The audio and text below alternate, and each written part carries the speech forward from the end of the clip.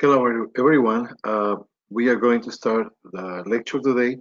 There is two main topics that we are going to talk today.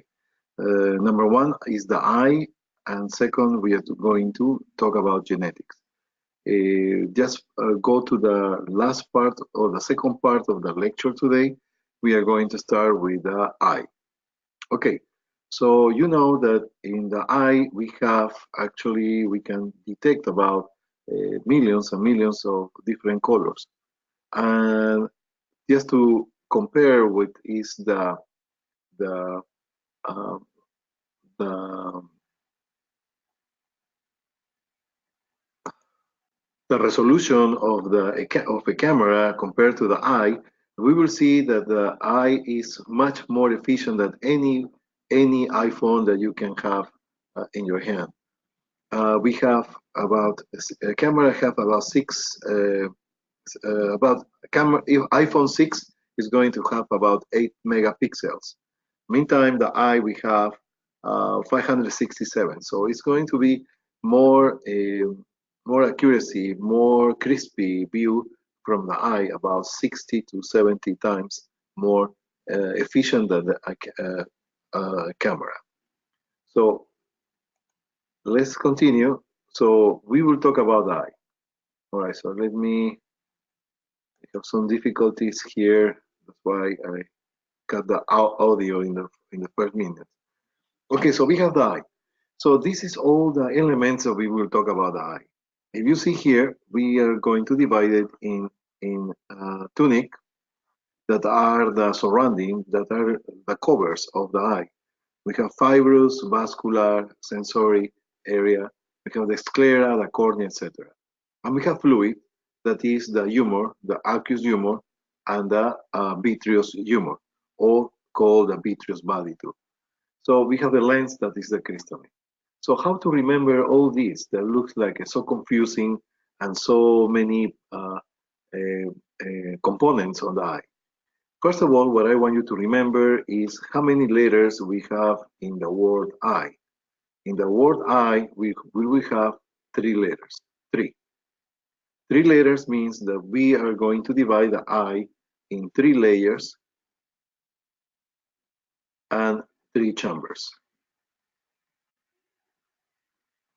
And that is where we are going to talk, and you will see that all these uh, structures are going to be easy to understand. Okay, so let's start with this picture. Here we have a longitudinal cut of the eye, and here we have the whole structures that we are going to find. Number one, if you see here in the outer area, we have one layer, all this blue is one layer, the other layer is all this red, and all this yellow is another layer. So that's what we call three layers. And the chambers are going to be the anterior, the posterior, and the vitreous humor chamber. So we will see one by one. So let's start with the three layers. Three layers. The three layers are going to be number one, the sclera, that is all the white of the eye. Can you see? All this is the white. All this is the white of the eye. This sclera is going to help to keep the shape of the eye, keep the shape of the eye. Okay, and it's going to contain all the structures. All right, so then below or under this white structure that is in our eye, we have another layer that is called the choroid layer. Choroid. All this red you see here, all this red is going to be called the choroid membrane. And this choroid membrane mostly are a lot of vessels. A lot of vessels. Is what it's going to do is to get nutrition to the sclera and give nutrition to the other layer of the eye. So we have two layers now. One is the sclera. Second, the middle layer is the choroid membrane, and the more inner layer is going to be called the retina. So we have here one layer 2 layers, and 3 layers. So all this yellow is the internal layer that is called the retina in yellow. All this red that you see here in this line is going to be called the choroid membrane, a lot of vascularization. Here we have the sclera. The sclera is the outer layer of the eye. It's what we have, the white portion of the eye. Okay, so for this, it's very important to start talking about some structure related to the sclera. If you see the sclera here, this is a white portion that when go more anteriorly, the white appearance of the sclera is going to turn transparent. So it's going to be completely transparent. It is actually what we call the cornea. Cornea. This is the cornea, from here to here. So what is the cornea? The cornea is a continuation of the sclera, but the difference of the cornea with the sclera is the cornea is totally transparent, totally transparent. Obviously, to allow the light getting into the eye. So again, we have the sclera, white, all this blue around here. We have anteriorly, the sclera turns into cornea, this cornea, okay? All right, so we have the sclera out. Then we have the choroid membrane. The choroid membrane is the one who gives blood supply to the sclera and to the inner layer of the eye. What is this inner layer? The inner layer that you have here as yellow, is actually the retina. And what is the retina? The retina is the continuation, is the projection, the continuation of the optic nerve. This is the optic nerve. Optic nerve. Optic nerve is the cranial nerve number 2. Optic means eye, correct? Is going to be giving the function of vision. Vision. So how to remember cranial nerve number 2? You already know where it's coming from, the cranial nerves. And this cranial nerve is cranial nerve number 2. How many eyes you have? 2 eyes. So cranial nerve number 2, optic nerve. So when the optic nerve is coming from the central nervous system here, all this is the optic nerve. All this is the optic nerve. When they get into the eye, the optic nerve, I want you to use your imagination, it's like a balloon. Try to get inside the balloon. You will see that the optic nerve is going to open in all directions, covering the whole lining of the eye. So that is the retina. The retina is a continuation of the optic nerve. So there we have our 3 layers. Okay. All right. So before go into the 3 chambers, so we have 3 layers, and then we are going to talk about the 3 chambers. Remember, we have 3 layers on the eye. 3 layers is going to be 3 layers and 3 chambers. All right. So talking about the chambers. Before that, we need to talk some structures. Number 1, here we have, as we mentioned, this is the cornea. Here we have this area. Can you see this area is looking from sagittal view? That is the iris. The iris is the color of your eye. Color of your eye. So use your imagination. So please just try to see that this is like a disc all around. It's like a not circumference, but it's like a round structure that is composed, going to compose the iris. So we have the iris here. This is the iris, and posterior to the iris, we have here actually a structure that is called the lens. Lens. This lens is important because this lens is if you see that these lenses are going to attach to some fibers here that are muscle, we will talk about later. And this lens, when you want to see for longer distance, they're going to be elongated. So it's going to be more narrow, the lens. But when you want to go to short distance, the lens are going to become more wider.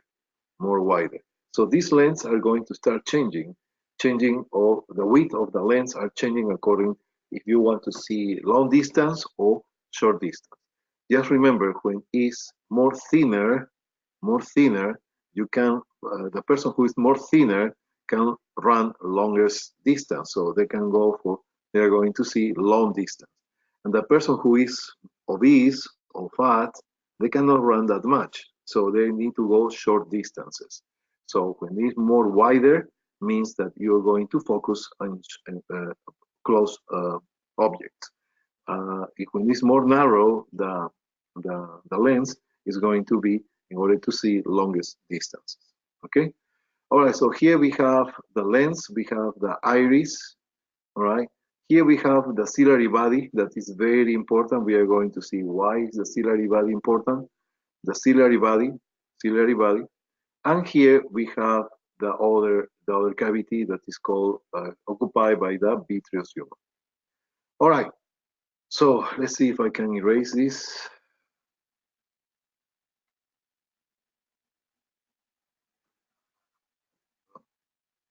Oops. Let me see if I can erase.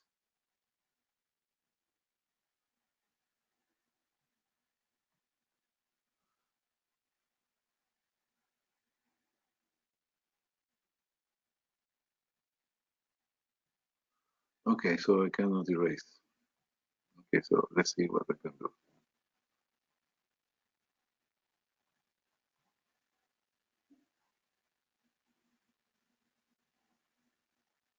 Okay, so here we have, in addition, or what we was mentioned, is that there's going to be three chambers. Three chambers. The first chamber is going to be between the cornea, the first chamber is going to be between the cornea, this structure, cornea, and the iris, So this is the iris. So all this area that you see in between the cornea and the iris is going to be the anterior chamber, the anterior chamber, okay? Anterior chamber. Where is the posterior chamber? The posterior chamber is not this. The posterior chamber is going to go between the iris and the lens. So all this is the posterior chamber between the iris and the posterior portion of the lens, including the whole lens, are going to be the posterior chamber, the posterior chamber. All right.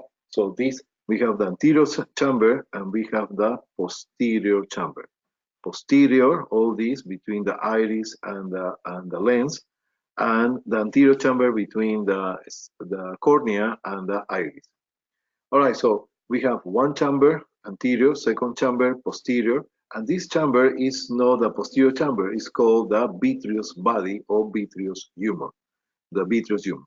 So if you see here, there is a component that is fluid, but it's not that fluid, it's actually mostly like a gel, like a gel. And in between, that is actually the vitreous humor. Humor means fluid. So it's a gelatinous fluid that is in this area. So we have three chambers. Anterior chamber between the cornea and the iris, posterior chamber between the iris and the lens, and the vitreous body or vitreous humor that is the more posterior of all these cavities. Now, so 1, 2, 3. Three layers, sclera, choroid, and the retina. Okay, so what is inside here of the anterior chamber and what is inside here of the posterior chamber? Besides the lens, there is fluid here, this fluid. This fluid, let me see if I can go here, have another picture. All right, so this is a transverse view of the eye. Here we have the cornea. Can you see the cornea? Here is the iris. This is the iris. This is the iris. And all this is the anterior chamber. All this is the anterior chamber. Okay, again, so this is the anterior portion of the eye, the cornea, transparent. Here we have the iris. The space between the cornea and the iris is going to be the anterior chamber, So this anterior chamber is going to contain fluid that is called the aqueous humor. Open eyes, open ears, aqueous humor. Aqueous humor. Okay, so we have fluid that is the aqueous humor. It's not the vitreous humor that is in the very posterior portion of the eye. This is more fluid, it's more liquid, it's more easy to flow. Is the aqueous humor. Very important because that is going to make you know about what happens when you have glaucoma, that we are going to talk about another time, glaucoma. Okay, so aqueous humor. Aqueous humor, where is located? In the anterior chamber. Now, in the posterior chamber, that is between the iris, all this is the iris, and the lens, we have actually this space. And this space is filled with fluid. That is, again, the aqueous humor. So we have aqueous humor. Aqueous humor. The aqueous humor is located in the anterior chamber and the posterior chamber. Aqueous humor are located in the anterior chamber and the posterior chamber. All right, so let's go back to our view here. I'm sorry, it was a little bit messed up. I don't know how to erase it. Okay, so let me see if I press something else. Oh, I have the reverse. Okay. No. Okay, so let's continue.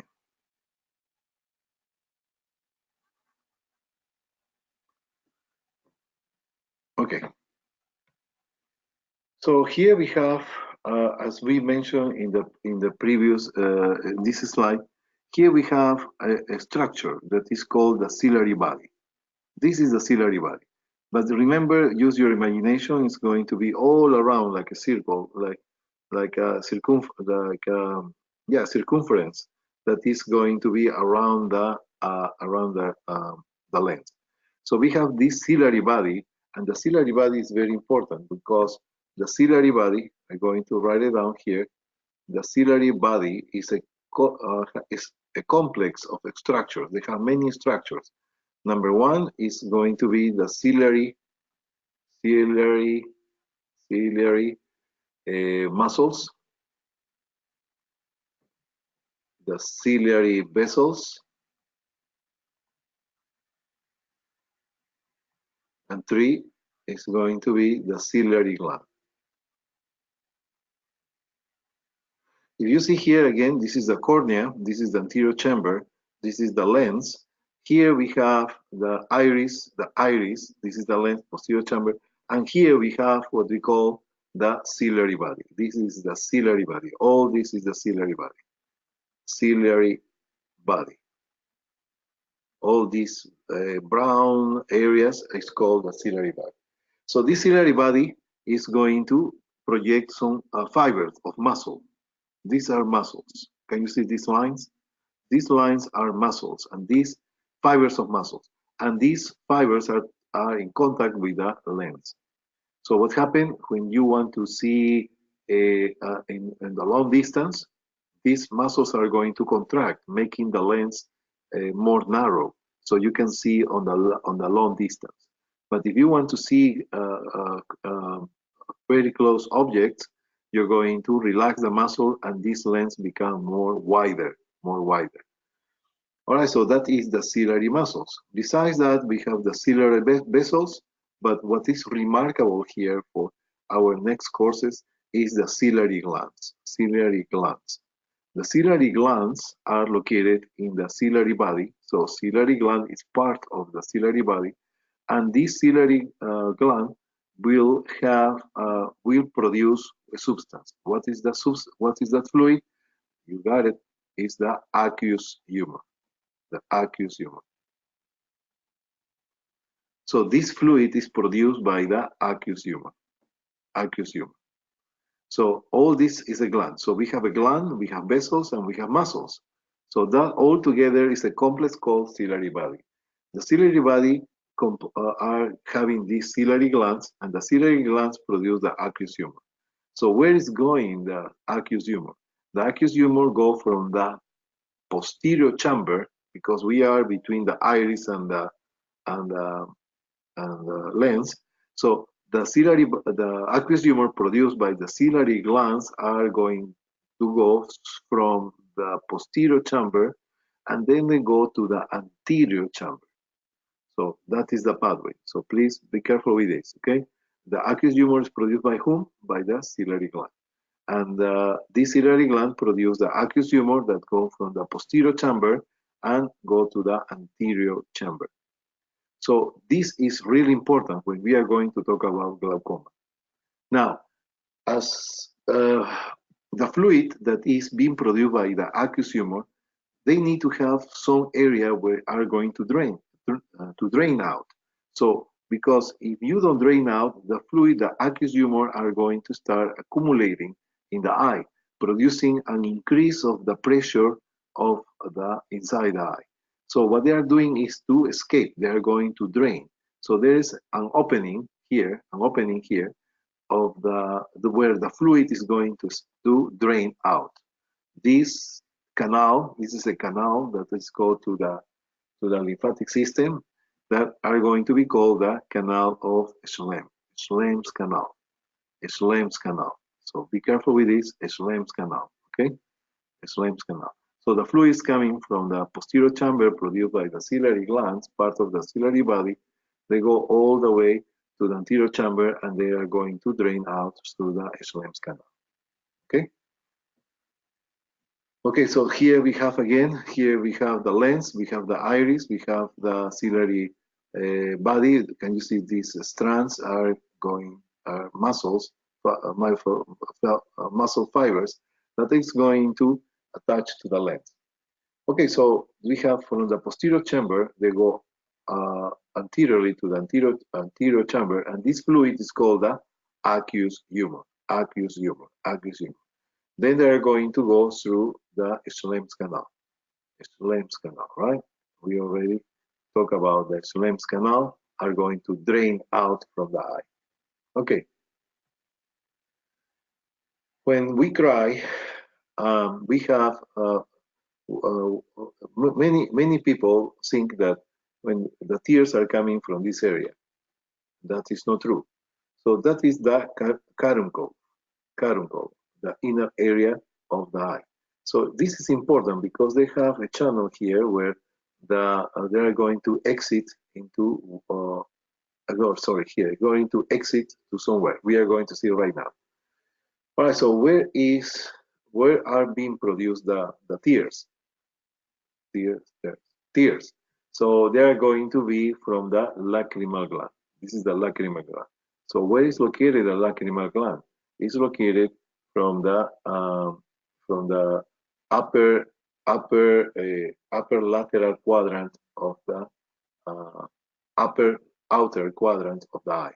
So it's here in this area where the tears are going to come. And they are going to come all the way down by gravity, and they are going to go directly to the caruncle, where they are going to drain outside of the eye. Where is going to go there? Can you see this yellow structure? They are going to go to the nasopharynx. So that's why when you cry, you ask for some paper or some tissue in order to blow your nose, right? Because mostly the tears are going to go from the eye to the nasopharynx. Okay, this is one. The other thing I want you to know is when you use eye drops. When you use eye drops, Enkles said about 2 drops is enough. 2 drops are enough for each eye. Anyhow, so these drops are going to come to the eye, and then they're going to be drained into the nose. But we don't want that. So what do you want to do? So when you are putting eye drops, you're going to put your finger, of course, clean, your finger, and you are going to press here. When you press, you blockage the exit of the eye drops. So the eye drops are going to stay longer in your eye, and longer in your eye means it's going to produce more effect in the tissue. Okay, so here we have the tear gland, and we have the drainage of the tears, they're going to go to the nasopharynx. All right, so reviewing here in different way. Here we have, this is the cornea. This space is the anterior chamber. This is the pupil. So all this is anterior chamber. Here we have the posterior chamber between the iris and the lens. So all this area is going to be the posterior chamber. Here is the ciliary body who produce the aqueous humor, and the aqueous humor is going to drain through the Schlemm's canal. Okay, so then we have the vitreous body. This fluid, at the difference of the aqueous humor, this is more gel. It's going to have more, it's more viscous. It's going to be more thicker. Now, this is the cornea. The cornea is the anterior area where it's transparent. It's a continuation of the sclera, but it's transparent. And I put this picture because this is the outer of the eye, and this is going to be the anterior chamber here, anterior chamber. And the cornea, they have 1, 2, 3, 4, 5 layers. They have 5 layers. If you have a damage of the cornea, could be a dust, could be some object, whatever, and you injure your cornea to this level, up to here, the outer layer of the cornea, you're going to heal without any problem. If you have a damage from the outer and the second layer, more deeper, on the cornea, you're going to heal without any problem. But if you are going to damage the outer, the middle, and even a little bit of the middle layer here, that is going to create a scar. So you need to be careful always to protect your eyes, okay? All right, so here we have the iris. The iris, let me go here. What we was talking here is about this. All right, so the cornea. Cornea is the layer in front of the eye. The aqueous humor is the fluid that is located in the anterior chamber between the iris and the cornea. The pupil is going to be the central area of the eye that is an opening. That is going to open or close according to the light. If you have too much light, the eye is going to close the pupil, make it more narrow, the pupil, and that is going to make it less light. You don't need that much light. But if you're in darkness, the pupil is going to dilate in order to collect more light. When it's dilated, is called mydriasis. When it's narrow, it's called meiosis. Okay, it's not meiosis, okay, it's meiosis. Okay, so here we have, how do you remember this? So this is mydriasis, look at this is mydriasis, and this is meiosis. How to remember? First of all, you need to memorize the names, mydriasis and meiosis. Mydriasis and meiosis. Mydriasis is longer words, so it's going to be more wider. And meiosis is going to be more narrow because it's short, just to remember, right? Easy to remember. All right, so let's keep going. So here we have again some cut here of the lens. Here we have the iris, we have the anterior chamber, we have the cornea. This is the ciliary body, the ciliary glands. Ciliary body is going to compose by ciliary muscles, ciliary vessels, and ciliary glands. Ciliary glands are going to go all produce the aqueous humor, and they go from the posterior chamber to the anterior chamber, and they are going to open and exit, drain out from the eye.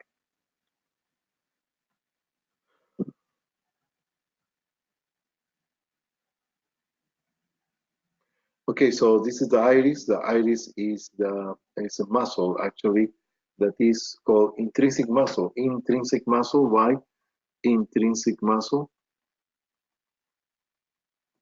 Why? Because it's inside the eye, and that is going to be the diaphragm. It's like open and closing. How much light is going to be allowed to get into the eye. Okay, so The pathway is going to be the eye, they go to the pupil, they go to the lens, and then, so the pupil, this is the space, pupil pass to the lens and then go to the retina. The crystalline or lens is here. If you see again, we have the cornea, we have the iris, we have the ciliary body. This is anterior chamber, this is posterior chamber, and these muscles are attached to the lens. Aqueous humor is produced by the ciliary glands. They go from the posterior chamber, anterior chamber, and they go out through the Schlemm's canal. All right, so the vitreous body is a gel, helps to maintain the spherical shape of the eyeball. Because it's gel, it's like gelatin. It's more thicker than the aqueous humor. The aqueous humor is here, aqueous humor is here. But posteriorly, we have a more thicker fluid that is the vitreous body. And is going to help to keep the shape of the eye. So layers we have here. This layer is the sclera. This brown area is the choroid membrane, and the more inner layer is going to be the yellow, the retina. And the retina is nervous tissue because it's a continuation of the optic nerve. In the retina, we have some receptors. We are going to have some receptors. We have the rods and the cones receptors. These receptors are going to be called rods and cones. Rods and cones. So where are located? They are located in the retina. Let me see if I have here. Okay, there you are. So we have here the retina. Can you see here all the way, all the yellow? This is the retina. The retina, if you go close up, you will see the nerve cells and some photoreceptors. So these photoreceptors are going to be stimulated by the light, and this light are being transformed into electrical impulse that is being recognized by the brain. So we have two main receptors: the cones and the rods. What are doing the cones? The cone is the one who make you visualize or see colors, cone colors. And the rods is like a person walking with a stick, with a rod, because it's night, it's dark. So rod is for night vision. Night vision. Okay? All right. Rods are photoreceptors used for dim light at night. So rods used only in very limited light, produce no color detection, only shades of gray. So there is no color detection by the rods. Who give the color detection are the cones. Now, there is something here that is important, is about the vitamin A. Vitamin A. Vitamin A, the vitamin A is used for the maintenance and repair of the rods, vitamin A. So it's not for the cones. So, for example, remember grandmama was saying, eat carrots to have a good vision, right? Because they have what we call carotene. And what is a carotene? Carotene is a precursor of vitamin A. Vitamin A. So this carotene is this vitamin A is going to help you to see better at night. So what happens if you don't have vitamin A, deficiency of vitamin A? We have a problem called is the night blindness. Open eyes, open ears. Blindness. Okay? All right. So vitamin A often leads to night blindness, is what we just mentioned. The choroid membrane, where is the choroid membrane? This white is the sclera. This yellow is the retina. In the middle, we have the choroid membrane. Its vascularized area means that it has a lot of vessels bringing oxygen and nutrients to whom? To the choroid and to the retina. Okay. The conjunctiva. The conjunctiva is, I will try to draw an eye here. If you have here, everybody, well, not everybody, but some people use contact lenses, right? And do you notice that if you don't have experience with the contact lenses, you probably fall asleep and you open your eyes and you don't see your contact lenses anymore in your eye. So, and you think that it's going to go posterior to the eye, right? And posterior to the eye, they think, oh, oh my God, I'm going to have the contact lenses in my brain. But it's not the case. Why? Because I will try to draw here. This is the eye. Let's make it the eye here. This is, let's make it the iris. This is the pupil. Okay. So now here we have your eyelid, and with your eyelashes. Okay, eyelashes. Okay, well, somehow. So now, if you see here, there is a membrane. There is a membrane that is going to cover the eye. A membrane. This this membrane is going to go covering all the way the eye, and certain moment they are going to reflect back, and they are going to get to the eyelid. So see, they are going. It's a membrane that is going to cover the eye, and there is a moment that is going to reflect and is going to go to the eyelid. If you see here, this is what we call the conjunctiva. Conjunctiva. Conjunctiva. The conjunctiva is, if you have conjunctivitis, means pink eye, is when you have the red eye, right? And if you lose your contact lenses, for example, the contact lens is going to go back here, but it's not going to pass to your brain. It's going to stay here and just be patient. It's going to come back to the anterior portion of your eye. It's because this conjunctiva is like a sac. It's going to just reflect from part of the eye anterior. Okay. The sclera is the outer layer of the eyeball. Okay. What is the macula? So please, I want just to show you here this area, this picture. Look at this. So we have all the structures we talked about already. Here we have this area is the retina. The retina. Probably I'm going to have a better picture somewhere. There you are. Okay, so I'm getting a better picture. There you are. That is the best.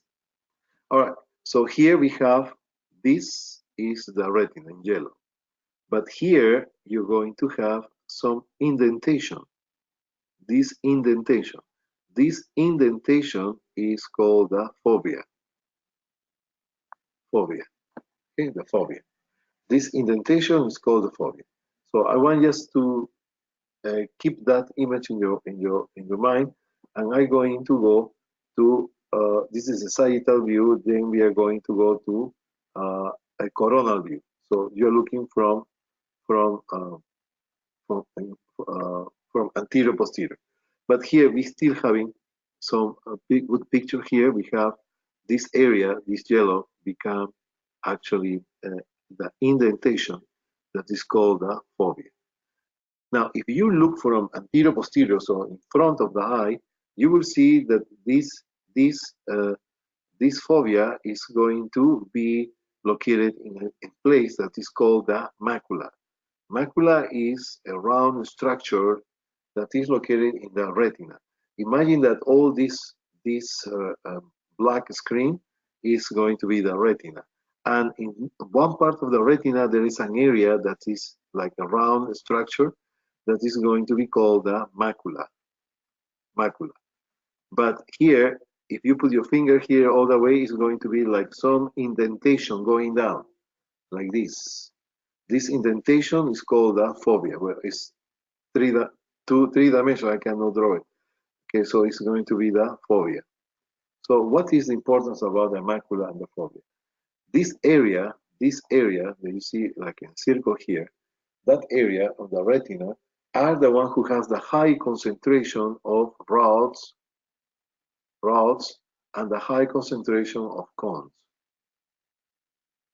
Okay, when you have detachment of the retina, the macula can be compromised.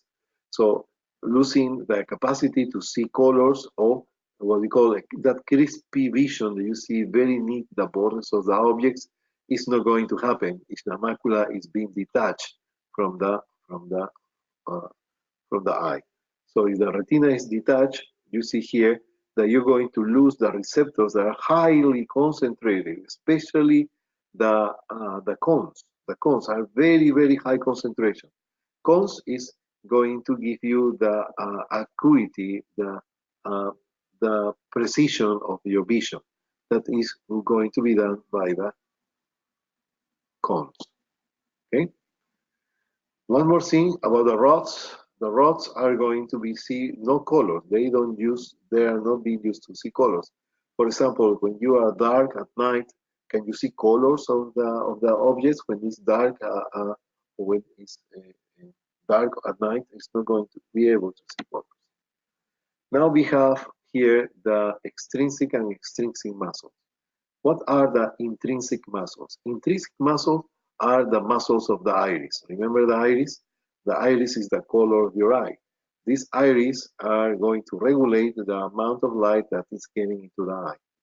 And the ciliary muscles, remember we have the ciliary body. And the ciliary body is divided in one, ciliary muscles, two, ciliary vessels, and three, ciliary glands that produce the aqueous humor, right? Okay. So those are intrinsic. One in means in, intrinsic, inside the eye. Extrinsic muscles are going to be these muscles. For example, we have here the superior oblique, the superior rectus, the lateral rectus. I don't want you to remember the names. I just want you to visualize this. If you have a muscle here, make this muscle contract.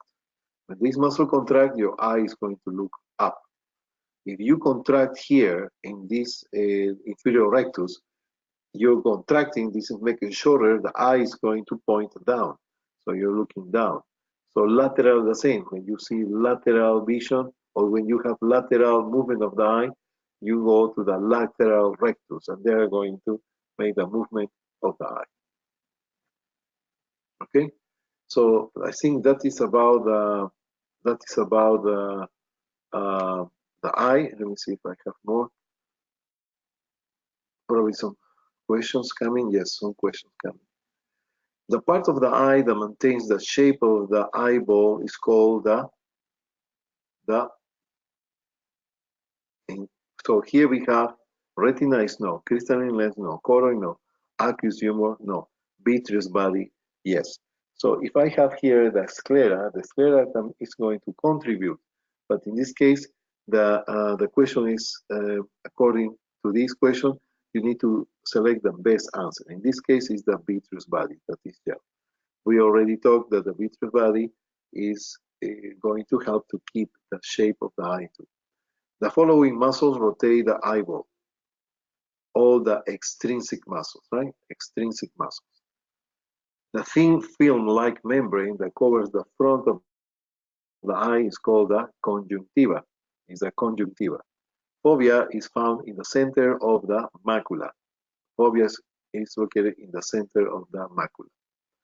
All right, so let's continue. Let's continue, and we are going to go to the first part of the lecture.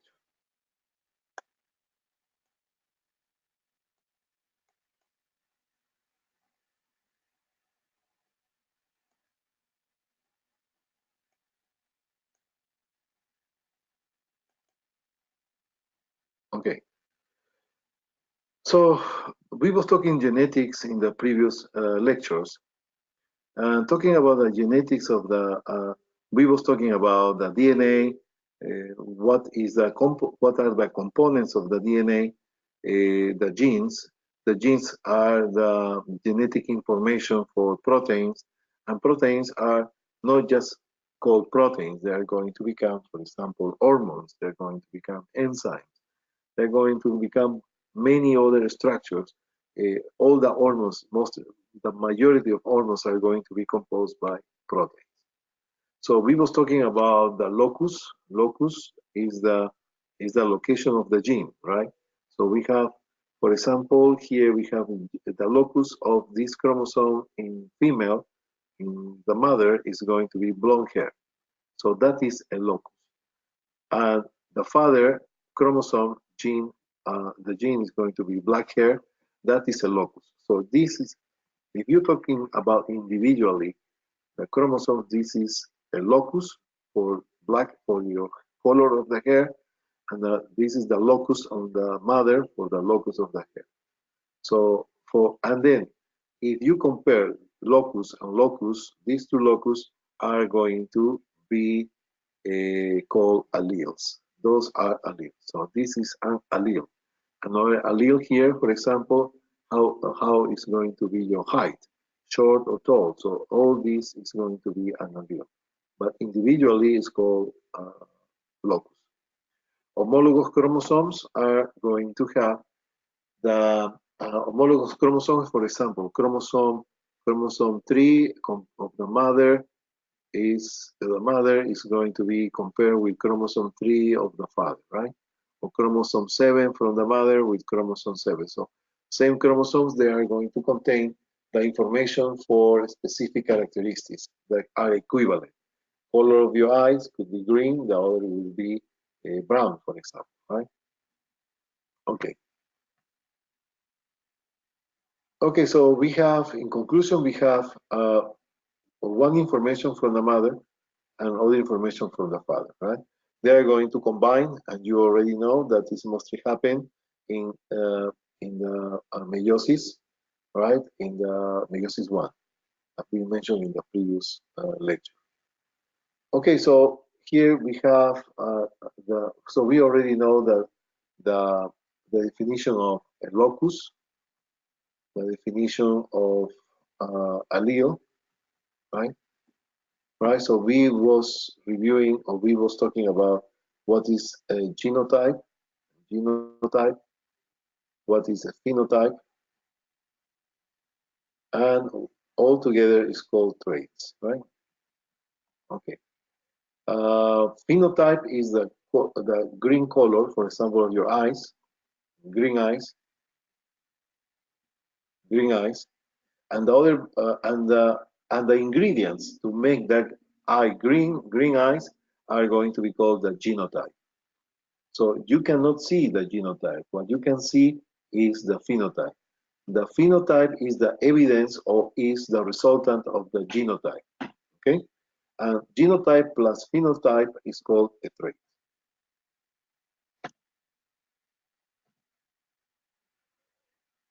All right, so this is about this. So for example, here we are going to have blue eyes. Blue eyes plus blue eyes is going to give you blue eyes. We have brown eyes and brown eyes, brown eyes. Brown and blue, brown eyes. Blue and brown are going to be brown eyes. So remember, if you paint green here, and then you paint brown on the top, you're going to see mostly brown. Okay, so there is two. Actually, the allele, we have father and the mother. We have one is dominant, and the other one is recessive. Okay, so dominant is need only one of those chromosomes to be uh, uh, to be evident as a phenotype. But recessive, you need two chromosomes that they have the same information. For example, blue eyes and blue eyes. Mother blue eyes, father blue eyes. They're going to have actually this is a recessive. But if you have a blue eye plus one brown eye, brown eyes, that is going to show brown. So we have actually the homozygous and heterozygous. So please don't get confused. I don't want you to think about the homologous. Is homologous and homozygous is totally different. Okay, so be careful with that. Homozygous means that the ovum and the sperm are going to have actually the same characteristics. In this case, for example, blue eye and blue eye, blue eye and blue eye. So those are homo. Homo means the same. Zygous, egg, coming from the egg, fertilized egg, right? So that is two identical alleles, identical alleles. Heterozygous, please, is not the same to say heterologous. Heterologous. Heterologous, don't get confused. It's not heterologous. Heterologous is when you compare chromosome 1 from chromosome 10, or chromosome 21 to chromosome 15. So, homologous, you compare chromosome 1 to 1, 3 to 3, 8 to 8. So, homologous. Okay, so these are different terms. Homozygous, just to go back here, is going to contain the same or identical information from the father and from the mother. So those are homozygous. It could be too recessive, or it could be too dominant. So how I know it's recessive? Because I'm writing this in lowercase, and capital letter is going to be dominant. Okay, so we have two things: recessive and dominant, as we see in the previous class. Heterozygous, we have, for example, the mother is brown eyes and the father is blue eyes. All right, so that is hetero. Hetero means different. Okay. So we have here the allele. We have recessive, dominant. It could be from depends the gene that is coming from the parent. All right. So for example, here homozygous. Homozygous, we have brown and brown. Brown and brown is going to give you brown eyes. Blue and blue, they are going recessive, but they are coming together. Is going to be a blue. We have the genotype is the heterozygous. We have the heterozygous. When you have, for example, brown versus blue, it's going to give you brown. Why? Because brown is dominant, and the B lowercase is the recessive. If this is the father and this is the mother, this is the father with blue eyes and the mother with brown eyes, it's going to be heterozygous. Heterozygous. So for this, I want you to remember this. These are the vocabulary that we are going to use for the next exercises. Okay? So we have the homozygous dominant.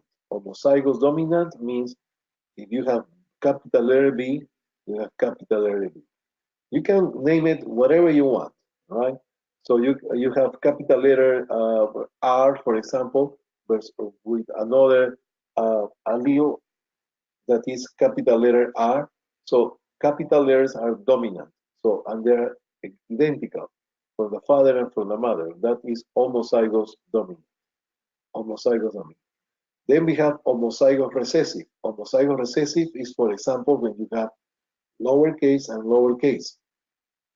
But homozygous, homo means the same, blue and blue, right? So you have green and green. Those are lowercase because they are recessive. Why is called recessive? Because if you have a brown and a green, it's going to show you brown. Okay? Now, so we have homozygous. Homozygous would be capital letter both or lowercase both. So we have two. And the heterozygous could be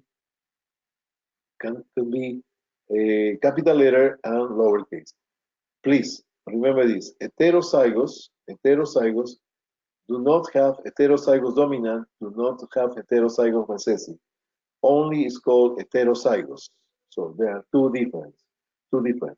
Most likely, what is happening is you have one dominant and the other is recessive. Okay.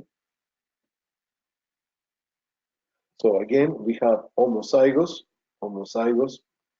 dominant and recessive, and the other one is the heterozygous. Period. Heterozygous means different alleles. All right, so here we have the capital letter copy the lowercase, so it's like a singers of opera. One have a very high pitch voice, and the other one have very low pitch voice. But when they sing together, you can hear both voices. But the one that is more notorious is going to be the high pitch voice, the higher frequency. So that's why if you paint green, it's green. But then in the top you paint brown, that is going to look brown. Okay, so we talked about that. Just a moment, I have this, was preparing for the class, but it's some questions. Okay. The location of the specific gene on a specific chromosome is called the locus. You already know. Which of the following is not true about alleles? Each each diploid cell carries two alleles for the same gene. No, it's one gene for actually per father. So you have two. It's like you don't have two alleles per person. You have one. The allele is composed by one gene and another gene. So single gene from the father and the mother. Homozygous genotype is when you inherit two alleles that are the same. Homozygous, same. Homozygous. So you can be inherited B and B, brown and brown, blue and blue. You can have blonde hair, blonde hair. No, the blonde hair is going to be lowercase, lowercase. Dark hair, black hair is going to be capital letter, capital letter. Okay? The X is the dominant allele. If X is the dominant allele, capital letter X, and the X, lowercase, is the recessive allele coding for trait X, then which of the following is true? All right, so XX is considered heterozygous. Heterozygous. There are two types of ear lobe. Okay, so that is the ear lobe. The ear lobe people have attached the bottom and free hanging detached. So we have ears that are attached. Let me see if I have some pictures. Where is the ear?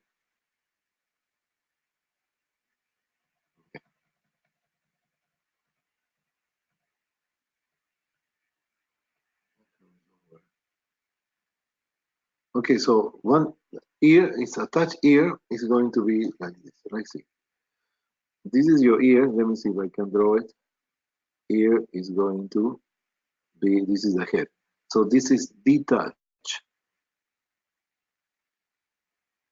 And the other one that is attached is going to be like this, directly to the face. Okay, so that is the attached earlobe. So the earlobe here is going to be like hanging is detached. The free hanging or detached, is called by dominant allele E. So you have E here is going to be detached. Okay, and recessive is the one who is going to be attached, ear. So you can check your ears now and see which one has the detached and attached. The recessive, the recessive is the one who is attached to the face, right? So we have here detached or free is the dominant, and attached is the lower case is the recessive. Yeah, this class is a little bit difficult because I use a lot of board here, but let's see how it's. So we have homozygous dominant genotype, homozygous dominant. You know what is dominant? Dominant is the capital letter, right? So if we have homozygous, there's two from the father and the mother are going to be the same. If someone has attached ear lobe, attached earlobe, that is the recessive. You can guess that their genotype is recessive, because if they have this dominant and dominant recessive, what is going to happen? It's going to be detached because it's the dominant form. Again here, father or mother, mother, father, is going to be one dominant is enough to show, in this case, the detached ear. The attached ear, the only option is the homozygous recessive, right? Homozygous recessive. So one with genotype capital lower E will have a detached earlobe. Why? Because they have the E, that is the dominant capital letter. So we have the Punnett square, and the Punnett square is very simple. So here we have, this is, for example, I'm going to put here, this is the father, and this is the, oops, and this is the mother side, this is the mother. So this is, the mother have two parents, right? The parents coming, giving these genes, or alleles. One is dominant and one is recessive. This is, the father is coming with the dominant and with the recessive. You combine A and A, you combine. I will suggest always, please, suggest always to write down the capital letter first. Always the capital letter, because you're going to get confused. Always the capital letter first. So you put A here, this is A, and the lowercase a. Here we have A coming here, A, and the other A is coming here. We have lowercase, and the other one is lowercase. Okay, so what does it mean?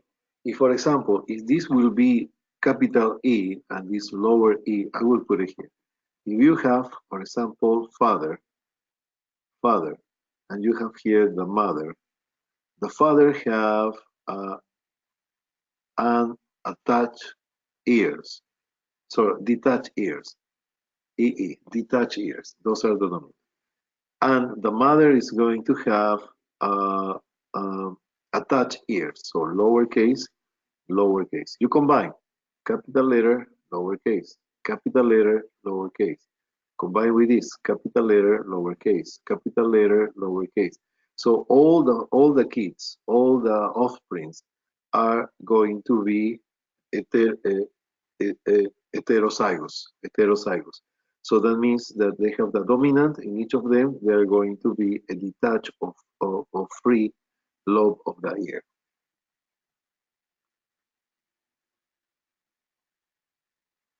All right, so here we have, all right, so there's some exercises I want to go over here. All right, drawing the Punnett square to answer this question. If mom has genotype, if mom, think it mom, have genotype AA, lowercase capital letter, capital letter lowercase, and that's, this is that here, is homozygous, right? I mean heterozygous too, heterozygous. What is the, so you combine A with A and A. Here AA, write down the capital letter first, and then A, lowercase, capital letter first. This is coming here, then this is coming here, A, and then A. So what is the answer? So we have 1, 2, 2, 3, 3, and 4. So that is the answer. So that is the combination possible for children.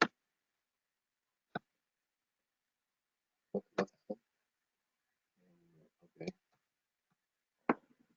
All right, so another example. Mother has attached earlobe, and that detached earlobe.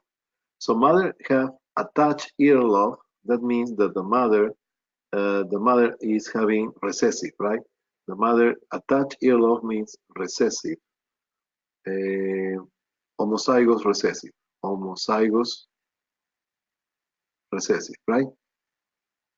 Recessive. So that means the attached earlobe is going to be E lowercase, E lowercase, and that has detached earlobe. Detached earlobe. The detached earlobe, if you have detached earlobe of free lobe, You have two options. Number one option is that the father is having capital E and lower E. Or the other one, so that means heterozygous. Or the option is that it's going to be homozygous dominant, E and E. There's two options there. Knowing that that has a heterozygous genotype, so this is the case, in this case, heterozygous, figure out the mom and daddy genotype and use the Punnett square to predict what will be the resulting in your kids. So mother is going to be E and E lowercase, and father is going to be heterozygous E lower capital letter and lowercase. So we have one kid that is heterozygous, another kid that is going to be heterozygous. Then we have another kid that they have the dominant recessive, and we have here a dominant recessive. So at the end, what we have is that 50%, so from 4 kids, 50% are going to be detached or free ear lobe, that is the dominant, and 50% will be having attached ears, that is actually lowercase, lowercase. So the answer is this. So he here, here, same, and 2 low. All right. So now, based on question 2, what was the question 2? Okay.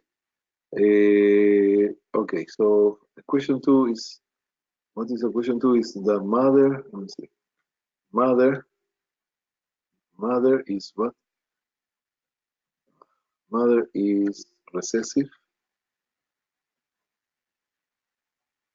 and the father is, this is I mean, homozygous recessive.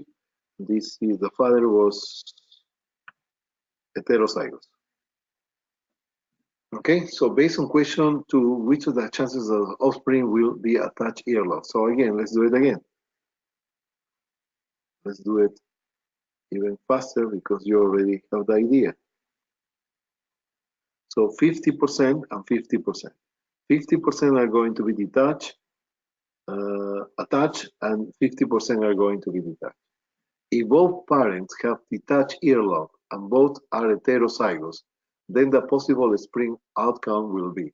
So here we have detached earlobe, so both parents, and both parents are heterozygous. So mother is heterozygous and father is heterozygous.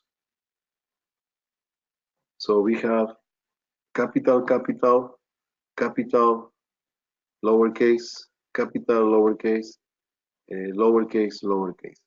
So we have 2 EE capitals. We have two capitals and 2 lower cases, this one, and 1 EE that is the homozygous recessive. Okay, so in this case, what we have 2 dominants here that they have a detached or free ear lobe. 3, sorry, 1, 2, 3, because they need only one dominant in order to, in this case, produce a detached or free lobe. The only one who is going to be attached ear lobe is going to be 25% in this case, right? Okay, so this is the answer for the previous one. Now, if one parent is homozygous dominant, homozygous means the same dominant. So we have capital and capital, correct? And the other is homozygous recessive. So homozygous means equal, but recessive is going to be lowercase, lowercase. Then the possible offspring outcome will be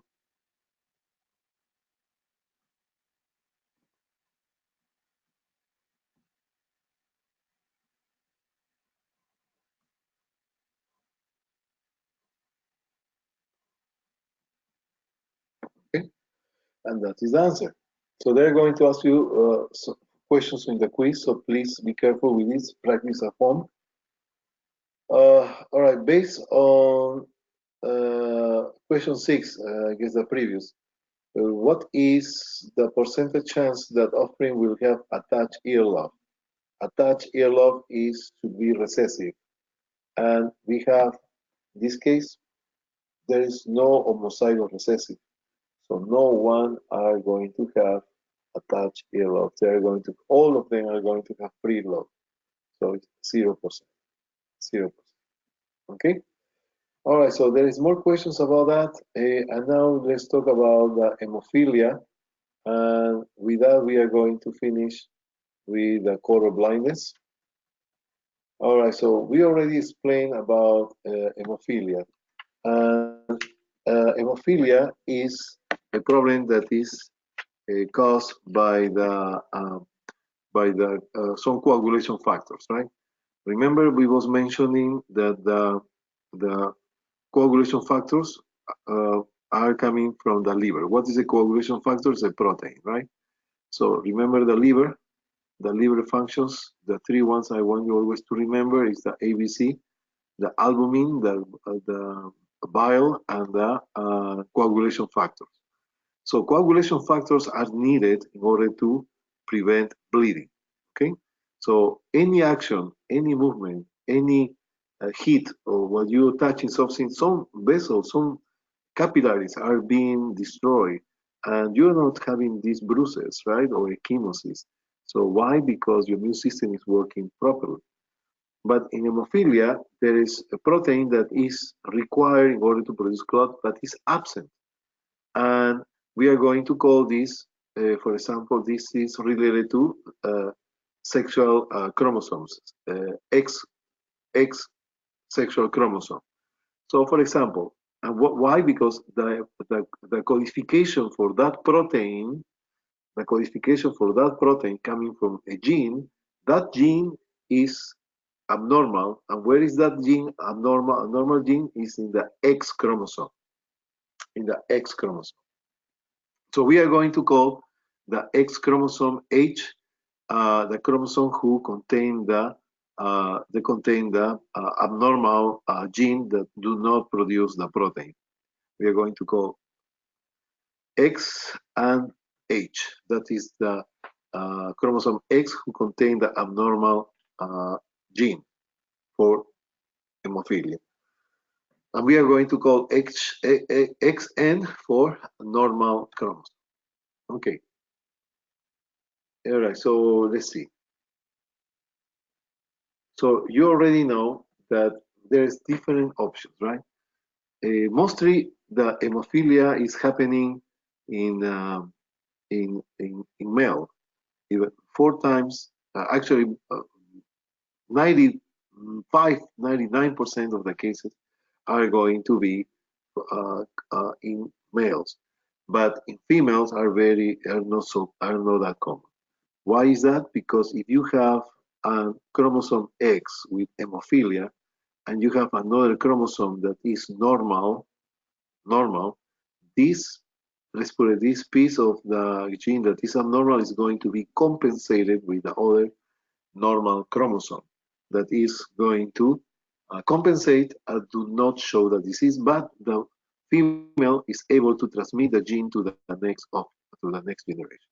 Okay. Okay.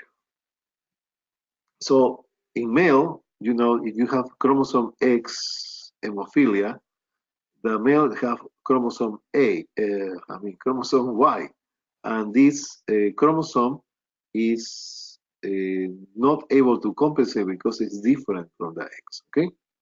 All right. So let's see. What is the percentage of? So mom is a carrier but healthy. Mother is carrier healthy. That means that is X age but healthy, XN. Correct? All right. And that is healthy. So that is healthy. So we have that is healthy, XY, because N is normal X. Mom is XX, but one X is having the hemophilia and the other X is normal. So then you combine. Please, again, I will suggest very highly to write down, first of all, the chromosomal that is abnormal. Always write first the chromosome that is abnormal. Otherwise, at the time you're going to do the percentage, you're going to make mistakes. So please just do it that way, okay? So here is going to be, I'm going to repeat XH and then XN, right? And the same thing. I write down first the abnormality and then write down the normal. Here we have both normal, and here we have X normal, Y normal. So what happened with this? This is male or female? Obviously, it's a female because it's XX. But this is going to be showing that it's hemophilia, or is going to be a carrier. It's going to be a carrier. Why? Because the other one is going to compensate. In this case, we have X hemophilia and Y. So in this case, the Y cannot compensate the other abnormal X. This is a boy because XY. But in addition, they have abnormal gene, hemophilia, and this is going to show disease. It's going to produce that disease. This one is a carrier. Now the next one, I have XN, so this is normal, female, normal, and this is, again, we have XN, write down first the pathology and then the normal, we have XN, and here we have, this is a boy, and do not have disease because the X is normal. Okay, so similar with the X links, and for this, actually, we are going to just finalize our class about Punnett square, and we are going to review again at class. I'm going to post this in YouTube for tomorrow morning. Right now, I don't know what time is it, but tomorrow we are going to try to get earlier. I'm not sure if I'm going to be there before 2, but definitely, hopefully this video is helping you. Okay, so I will see you then. Gracias.